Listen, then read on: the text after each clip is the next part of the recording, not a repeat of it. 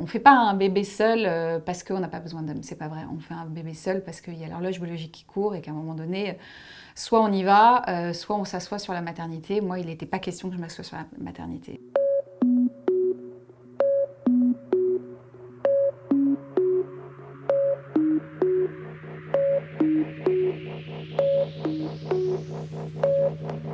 La vitrification d'ovocytes, en fait, ça s'adresse aux femmes qui veulent préserver leur fertilité. L'idée, c'est de faire fructifier ce qu'on appelle les ovocytes qui ensuite vont devenir des ovules pour ensuite les mettre à moins 196 degrés dans l'azote.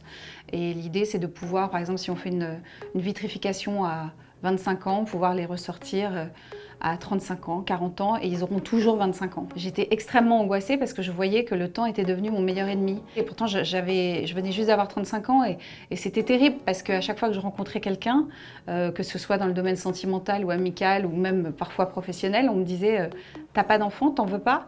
Et moi, j'avais dit en fait, si j'en veux, mais j'ai pas encore rencontré la bonne personne. Et en fait, ça me mettait une pression de dingue parce que dès que j'identifiais quelqu'un avec qui j'avais potentiellement envie d'être en couple, tout de suite, c'était hyper lourd, quoi. L'idée de préserver ma fertilité en vitrifiant mes ovocytes, c'était de m'acheter du temps et de la sérénité et de justement alléger tout ça. Les tentatives de grossesse avec mes ovocytes n'ont pas fonctionné. Donc elles n'ont donné lieu, ça n'a donné lieu à aucune grossesse, je ne suis pas tombée enceinte.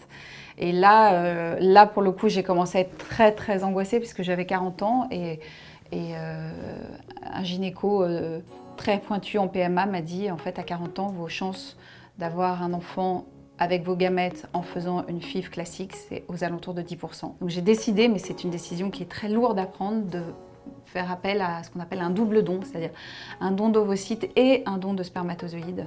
Donc une donneuse et un donneur qui ont contribué à la conception de mon bébé. C'est illégal en France encore. Je savais que je pouvais immensément aimer un enfant qui n'avait pas mon patrimoine génétique. Ça peut paraître hyper vertigineux, mais moi je me suis dit au contraire, il n'y a que de l'amour, il n'y a pas de traumatisme. Alors évidemment, après il y a des questions de est-ce qu'il voudra connaître ses donneurs? Oui, non. Moi je pense qu'il voudra évidemment savoir à peu près d'où il vient, ça j'y crois beaucoup. Ma ligne de conduite, c'est de dire la vérité. J'ai aucune raison de mentir puisque je trouve que l'histoire est magnifique. Le plus gros cliché, c'est en fait, tu n'as pas d'enfant parce que tu n'as pas été capable de retenir un homme. Et voilà, ça c'est l'énorme cliché. Et souvent, la raison qui s'accompagne de tu n'as pas été capable de retenir un homme, en tout cas pour ma part, on m'a souvent dit tu as mis ta carrière en priorité. Donc les hommes ne sont pas restés. Comme si on ne pouvait pas avoir une jolie carrière, avoir un amoureux et avoir un enfant. Nous les femmes, à partir de 40, 42 ans, il y a le sujet de l'infertilité qui arrive, alors qu'on n'est même pas à la moitié de notre vie, sachant qu'on va vivre à peu près 85 ans. Et donc, on peut faire différemment pour construire une famille et pour construire un couple. C'est-à-dire on peut d'abord avoir un enfant, ou des enfants même, et puis ensuite rencontrer quelqu'un et former une famille recomposée.